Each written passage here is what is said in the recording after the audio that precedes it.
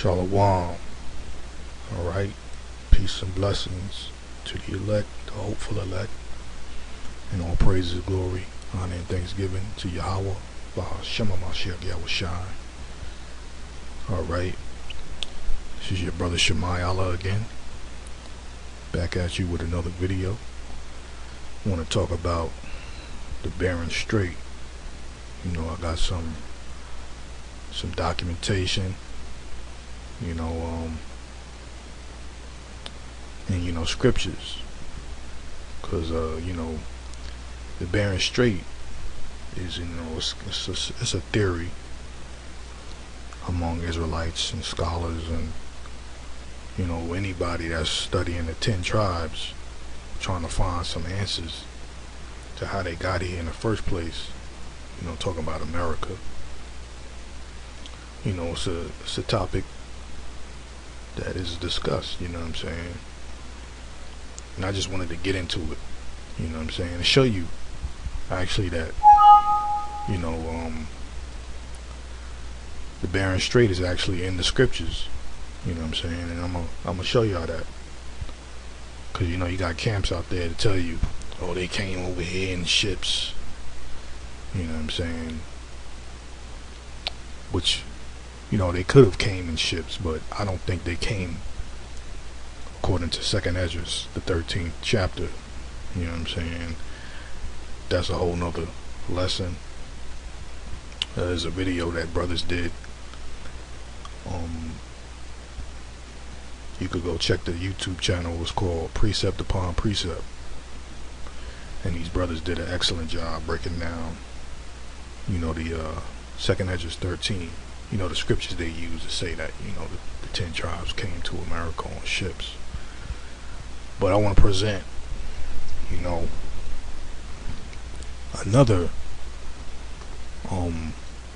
another route that the 10 tribes, I believe, according to scripture, came over to the Americas. Alright, and let me start reading this right here. This document I got 2 documents actually, and some of y'all may have seen this.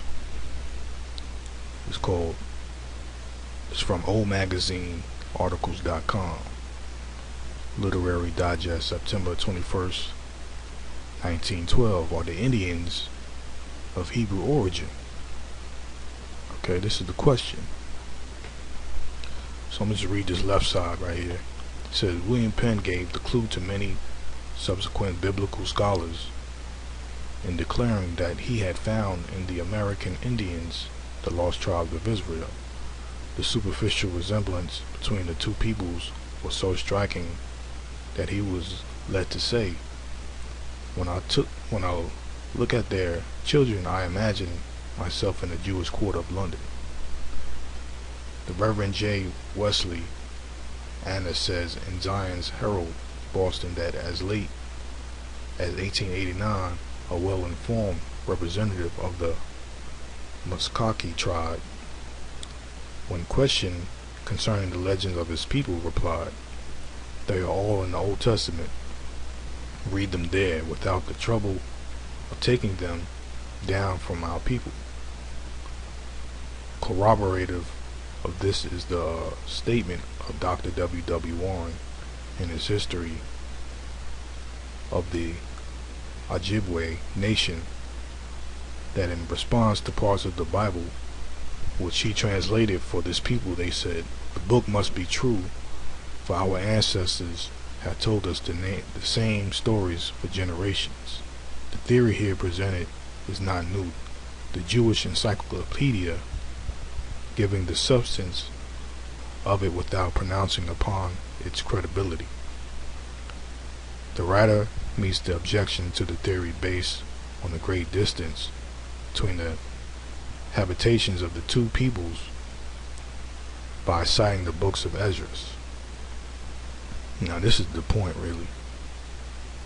It says, they affirm that after the captivity, the Hebrews resolved to separate themselves from the heathen. That's talking about the captivity, the Assyrian captivity. Alright.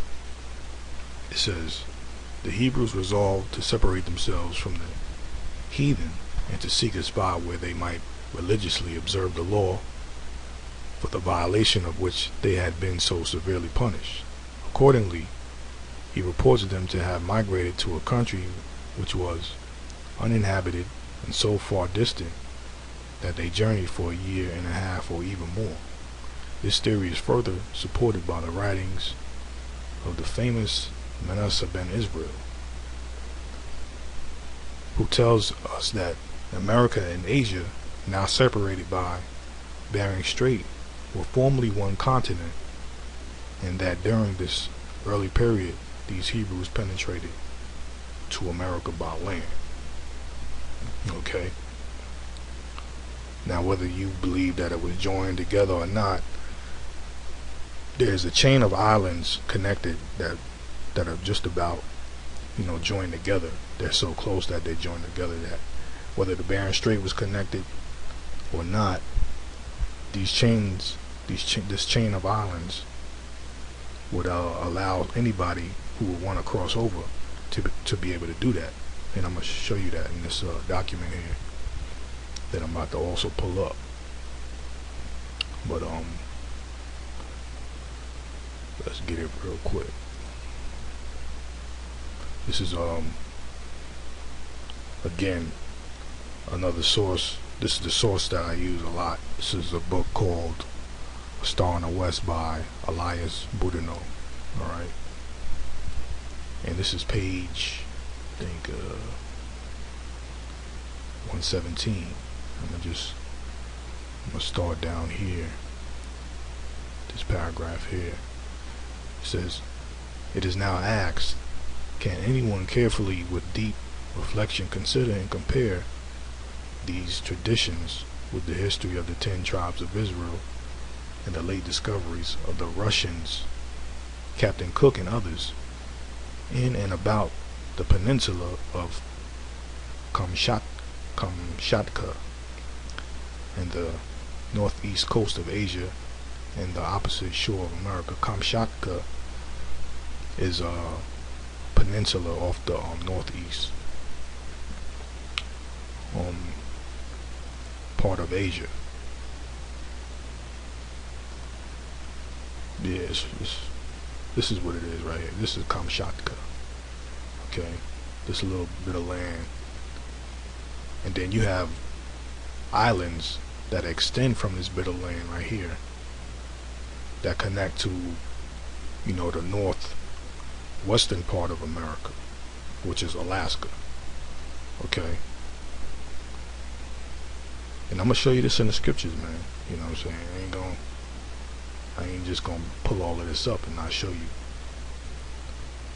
Alright, this is basically the area, different mountains and stuff like that, you know what I'm saying? But this is the Bering Strait, and here again we got Kamchatka. Alright, this is the peninsula off the Russian, northeast Russian bit of land right here, and you have these chain of islands that extend from Kamchatka, and they go all the way around into Alaska. Alright, but we're gonna read about this. Okay, let's get back to this PDF. Where we at? Okay, it says the late discoveries of the Russians, Captain Cook and others, in and about the peninsula of Kamchatka and the northeast coast of Asia and the opposite shore of America, of which little was before known by any civilized nation, without at least drawing strong presumptive inferences in favor of these wandering nations being descended from some oriental nation of the old world, and most probably, all things considered, being the lost tribes of Israel. Alright, let us look into the late discoveries and compare them with the Indian traditions. says Kamchatka is a large peninsula on the northeastern part of Asia. It is a mountainous country lying between 51 and 62 degrees of north latitude, and of course a very cold and frozen climate. Now when we get into reading this, it's going to give you description of this area, you know what I'm saying, which is the Bering Strait, Kamchatka Peninsula, and the islands and all of that whole area. And I'm going to show you how this whole area is in the scriptures. Alright, it ties right in with the scriptures based on its description and where it's located. I'm going to show you that it's in the scriptures. Alright. It says no grain can be raised there, though some vegetables are. Skins and furs are their chief exports. The natives are wild as the country itself and live on fish and sea animals with their reindeer. The islands in this sea, which separate it from the northwest coast of America, are so numerous that the existence of an almost continued chain of them between the two continents is now rendered extremely probable. Okay, so these islands, they basically extend from one continent to the next. Okay, it says the principal of them are the Kuril Islands, those called Berings, and Copper Islands. It says the Atlantean Islands and Fox Islands. Okay, the Atlantean Islands is what I just pulled up. Let me pull it up again in this picture right here. You see? Let me see if I could blow the image up. You know what I'm saying?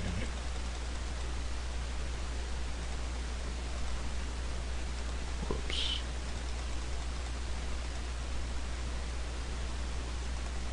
Alright, you see? These are the Atlantean Islands that extend from the, Kamchatka Peninsula all the way over to Alaska. You know what I'm saying? It's a chain of islands. Alright? So if anybody wanted to actually cross over, they could. You know what I'm saying? It would be an extreme risk that someone would have to take to do that. And in the scriptures give you a description of how someone who would want to go into a broad field, you know what I'm saying, if they had to if they wanted to get to that broad field, then they would have to go through that narrow passage, man. Let me get that in the scriptures though, since, you know what I'm saying, it's coming to me right now.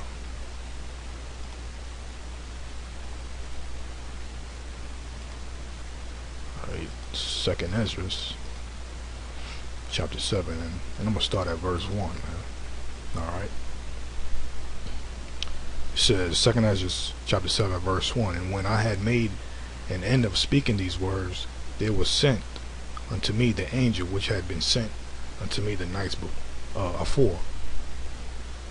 Okay, it says verse 2, and he said unto me, Up, Ezra, and hear the words that I am come to tell thee. And I said, Speak on, my God. Then said he unto me, The sea is set in a wide place, that it might be deep and great. But put the case, the entrance were narrow and like a river. Who then could go into the sea to look upon it and to rule it? If he went not through the narrow, how could he come into the broad? Right. And this is the attempt that the 10 tribes had made, okay, according to documentation that we're reading, you know what I'm saying, and the scriptures, you know what I'm saying, I believe. So it says, who then could go into the sea to look upon it and to rule it? If he went not through the narrow, how could he come into the broad? You know what I'm saying? So when the 10 tribes is crossing over, alright, either by the land up here, the Bering Strait between Russia and Alaska, or the these islands right here, these Aleutian Islands. All right. Either way, it's a narrow passage between here or these islands right here, these chain of islands. It's a narrow passage. So this is what I believe the 10 tribes were faced with when it came time for them to go into their promised land, which is America today, which is now being inhabited by, you know, the enemies of the 10 tribes. You know what I'm saying? And it makes perfect sense because, you know, when you listen to speeches like Dr. King and Malcolm X, they all made references to how we were already over here. You know what I'm saying? Like Dr. King said, the Negro's exiled in his own land, you know? And Malcolm X was like, you know, we didn't land on Plymouth Rock landed on us. So these are all things that, you know, are dropping clues to what was going on before Columbus. You know what I'm saying? The people who was here before Columbus and you know, things of that nature. You know what I'm saying? So this is what the 10 tribes were faced with. They had to go through the narrow to get to the broad. You understand? And this is a very narrow passage here when you actually look at it. Okay? And it wouldn't be anything easy to accomplish.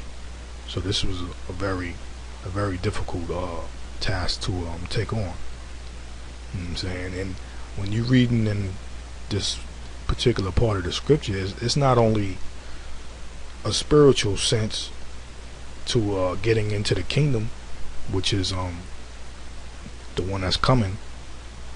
You know, this is also, I believe, a literal text describing how the 10 tribes actually got to America. You know what I'm saying? This is verse 6. It says, "There is also another thing, a city is builded and set upon a broad field, and is full of all good things." So this is America. This was their promised land before they crossed over. You know what I'm saying? This was the city set on a broad field. The broad field is the land that they would be able to enter into once they got through that narrow passage. You understand? But let's continue reading this article. This PDF, because I want to continue to read through it just to show you even more that this whole area fits the description of what we read in the scriptures. Alright. It says the principal of them, speaking about the islands, are the Kurile Islands, those called the Berings and Copper Islands, the Atlantean Islands and Fox Islands. Copper Island, which lies in 54 degrees north and in full sight of Berings Island, has its name from the great quantities of copper with which the northeast coast of it abounds. Mr. Greaves' history. It is washed up by the sea and covers the shores in such abundance that many ships might be loaded with it very easily. These islands are subject to continual earthquakes and abound in sulfur. Okay. Now, why would this area abound in sulfur? Because you got a lot of volcanic and earthquake activity up there in that particular region, because it sits on what's it called, the ring of fire. Okay. And I'm going to show you in the scriptures that this whole area, alright, is actually being described in the scriptures. Alright. So sulfur is a substance that is flammable. It's it consists of what was rained down upon Sodom and Gomorrah. You know what I'm saying? And even if you do some research on Sodom and Gomorrah, to this day you have traces of sulfur in the area where the fire and brimstone rained down upon Sodom and Gomorrah. Okay. Continuing on, it says Alaska is one of the most northeastwardly islands and probably is not far from the American coast. The snow lies on these islands till March, and the sea is filled with ice in winter. So it's a whole lot of water in that area. Of course, as we see on the map, right? There's plenty of water. Alright? It says, there is little or no wood growing in any part of the country, and the inhabitants live in holes dug in the earth. Their greatest delicacies are wild lily and other roots and berries, with fish and other sea animals. The distance between the most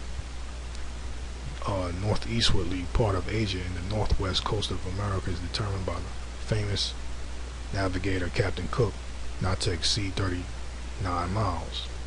These straits are often filled with ice, even in the summer, and frozen in the winter, and by that means might become a safe passage for the most numerous hosts to pass over in safety.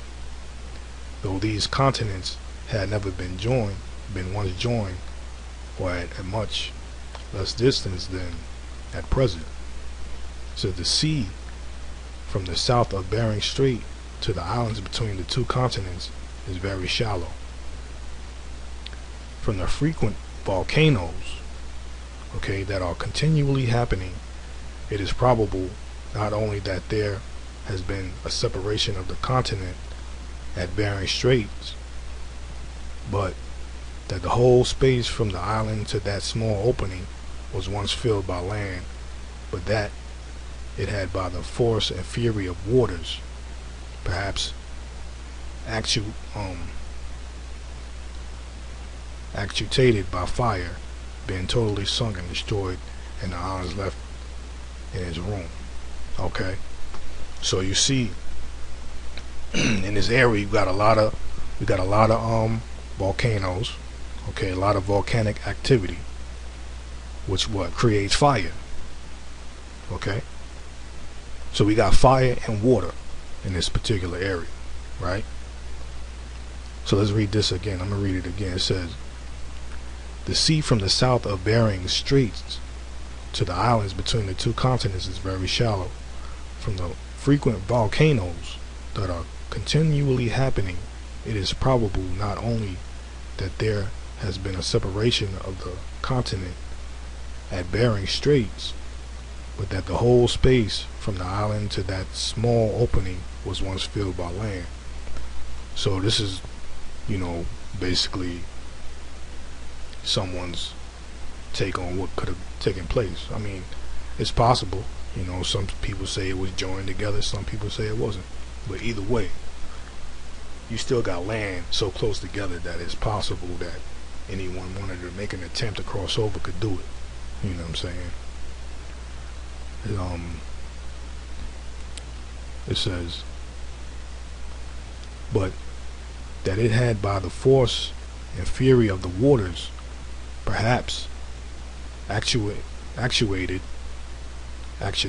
by fire, been totally sunk and destroyed, and the islands left in its room. So we got the fury of water, right? And we got this fire here. So we got a situation where we have fire and water and a narrow passage that this fire and water is located. Alright, so let's get the scriptures. Let's tie this in together with the scriptures, man. Alright, 2 Ezra 7 and 6 again. There is also another thing. A city is builded and set upon a broad field, and is full of all good things. Verse 7. The entrance thereof is narrow, right? So the entrance to America was a narrow passage, man. Okay? Whether it was coming from the mainland, from Russia to the US, or from these islands, man. It was either way, it was a narrow passage. So if you want to argue that the land was joined together or not, it makes no difference. You know what I'm saying? The passage was very narrow, right? And we just read that it was fire in that area, because the whole area, like I said, sits on the ring of fire, man. You got a lot of volcanic activity. Okay, got earthquakes going on. You got what I'm gonna read again. Well, not I'm gonna read again, but I read it already. But for your sake, I'm gonna read it again, and I'm gonna show you that you have smoking volcanoes as well. Okay, we already read that the volcanoes are there. So here we have basically a situation, and a situation that the scriptures are describing. Okay.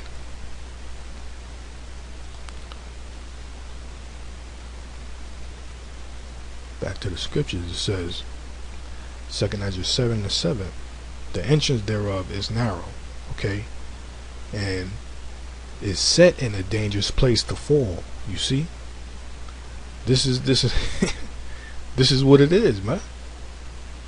This whole area is set in a dangerous place to fall. Just imagine the tribes crossing over from island to island. You know what I'm saying? You can either fall in the water, or you can get caught in that fire, man, from the erupting volcanoes that's going on. And not to mention, if they crossing over while an earthquake is taking place, come on, man. You know what I'm saying? You can't tell me this ain't talking about the Barren Strait, these particular scriptures that I'm reading. You know, it says the entrance thereof is narrow and is set in a dangerous place to fall, like as if there were a fire on the right hand, and on the left hand, and on the left a deep water. Okay. And hey, man, the scriptures is very descriptive. You know, all you gotta do is search and find, man. I'm telling you, this is what it is. That's what it's talking about. You know. So you can see here, I gotta drill it in your head, man, so you can see this, man. You got your narrow passage, whether by mainland or islands, and on these islands you got volcanoes erupting, man. This is what is being described in the scriptures as the fire, and you got plenty of water surrounding it. All right. Scriptures again. 2 Ezra 7:7, the entrance thereof is narrow, and is set in a dangerous place to fall, like as if there were a fire on the right hand, and on the left a deep water. Now, man, that's serious, because if you look at it, if the 10 tribes are coming from Kamchatka, right, the peninsula right here off Russia, and they're facing towards America, and they want to cross over, right, on these islands. You got on your left, you got a whole body of water, the Bering Sea, right, just like the scriptures are saying. Pete, you got the fire on the right hand, right, and on the left a deep water. Okay, this is what we got. This is the situation, man. So they crossing onto these islands, right? You got the fire on the right, which could be these volcanoes going off. All right, and then you got the deep water on the left, just like the scriptures is saying, just like the scriptures saying to you, man. Okay. Continuing on, man. Where was I?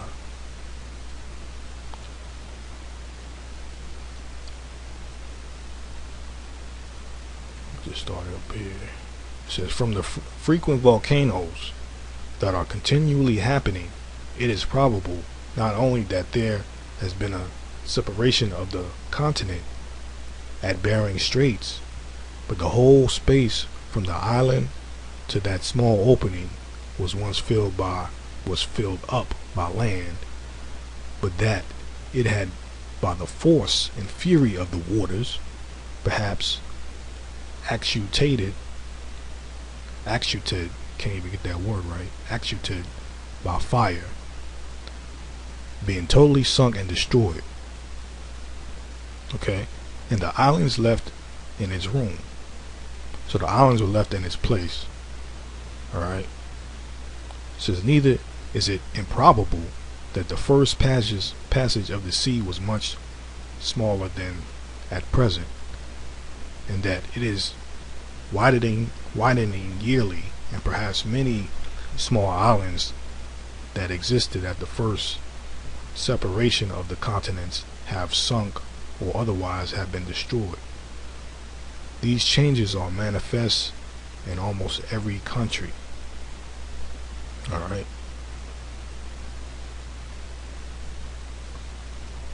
It says Monsieur Lepage Dupratz, in his second volume of his History of Louisiana, page 120, informs us that being exceedingly desirous to be informed of the origin of the Indian natives, made every inquiry in his power, especially of the nation of the Natchez. One of the most intelligent among them, all he could learn from them was that they came from between the north and the sun setting. Okay, being no way satisfied with that,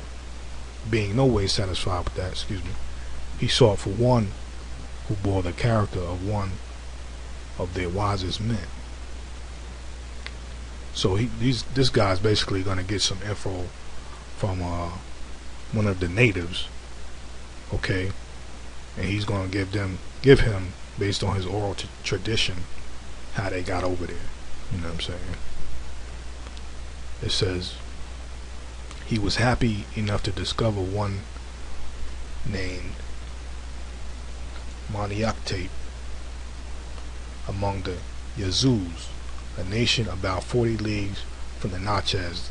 This man was remarkable for his solid understanding and elevation of sentiments, and his name was given to him by his nation as expressive of the man, meaning the killer of pain and fatigue. His eager desire to see the country from whence his forefathers came, he obtained directions and set off.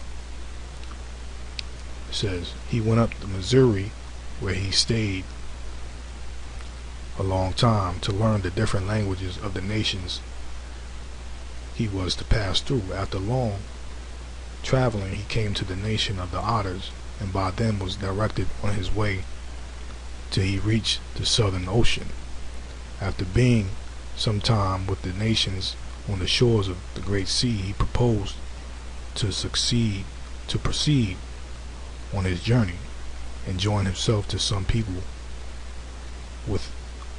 who inhabited more westwardly on the coast. They traveled a great way between the north and the sun setting. When they arrived at the village of his fellow travelers, where he found the days long and the night short, he was here advised to give over all thoughts of continuing his journey. They told him that the land extended still a long way in the direction aforesaid, after which it ran directly west, and at length was cut by the great water from north to south. One of them added that when he was young he knew a very old man who had seen that distant land before it was eat away by the great water. And when the great water was low, many rocks still appeared in those parts. Whatever, I don't know that name. Manoctate took their advice and returned home after an absence of 5 years. This account given to Dupratz in the year 1720 confirms the idea of the narrow passage at Kamchatka, and the probability that the continents once joined. It is remarkable that the people, especially the Kamchatkans, in their marches never go but in Indian file, following one another in the same track. Okay, now that's scriptures too, man, because that's how they marched over. You know what I'm saying? That's how they crossed over. Let me get that real quick. This 2 Ezra 7 verse 8. It says, start at 7 again. It says, the entrance thereof is narrow, and is set in a dangerous place to fall, like as if there were a fire on the right hand, and on the left a deep water. Verse 8, and one only path between them both. It says, even between the fire and the water, so small that there could but one man go there at once. You see? It says, so small that there could but one man go there at once, man. And this is how they crossed over, single file, or what they call Indian file. Okay? It says, it is remarkable that the people, especially the Kamchatkans, in their marches never go but in Indian file, following one another in the same track. Okay? And this is most likely how they got over. It says, some of the nations in this quarter prick their flesh with small punctures with a needle in various shapes, then rub into them charcoal, blue liquid, or some other color, so as to make the marks to become indelible, after the manner of the more eastern nations. Alright, I might have to skip some of this.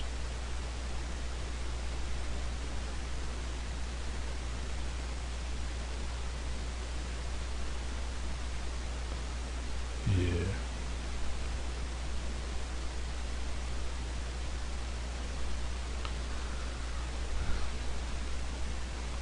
Alright, this is page 122 in the same book, A Star in the West by Elias Boudinot. It says, it also appears from the history of Kamchatka, written by James Grieve, that in the late discoveries the islands which extend from the south point of Kamchatka amount to 31 or 32.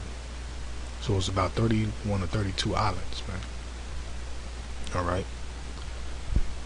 It says that on these islands are high mountains, okay, and here we go, and many of them smoking volcanoes.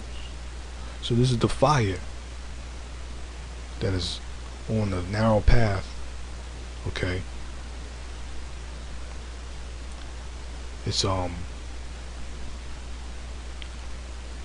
got the fire and the water between this narrow path, man. Okay. Read it again. It says that on these islands are high mountains, and many of them smoking volcanoes. It says that the passages between them, except in one or two instances, were but 1 or 2 days' row. At the time of the author's writing that history, they are liable to terrible inundations and earthquakes. Okay, the following is collected from Mr. Sellers' journal. As recorded in the above history, the mainland of America lies parallel with the coast of Kamchatka, insomuch that it may reasonably be concluded that these lands once joined, especially at the Takukotskoski North Cape. It says he offers 4 reasons to prove it. First, the appearance of both coasts, which seem to be torn asunder. Second, many capes project into the sea from 30 to 60 versts. Third, many islands are in the sea which divides Kamchatka from America. Fourth, the situation of the islands and the breadth of that sea. The sea is full of islands which extend from the northwest point of America to the channel of Anianova. One follows another, as the Kurulowski Islands do at Japan. The American coast at 60 degrees of north latitude is covered with wood, but at Kamchatka, which is only 51 degrees, there is none for near 50 versts from the sea, and at 62 not one tree is to be found. It is known also that the fish enter the rivers on the American coast earlier than they do in the rivers of Kamchatka. There are also plenty of raspberries of a large size and fine taste, besides honeysuckles, cranberries, and blackberries in great plenty. In the sea there are seals, sea beavers, whales, and dogfish. In the country and in the rivers on the American coast, red and black foxes, swans, ducks, quails, plover, and 10 kinds of birds known in Europe.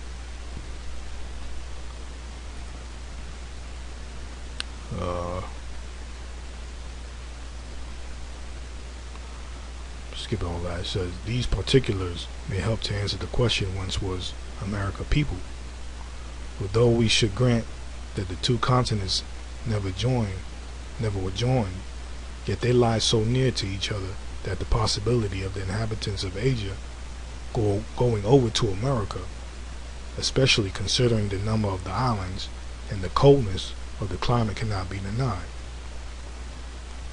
From Bering's Island, on its high mountains, you can see mountains covered with snow that appear to be capes of the main land of America, from all which it appears clearly here was a probable mean of a people passing from Asia to America, either on the mainland before separation, or from island to island, or on the ice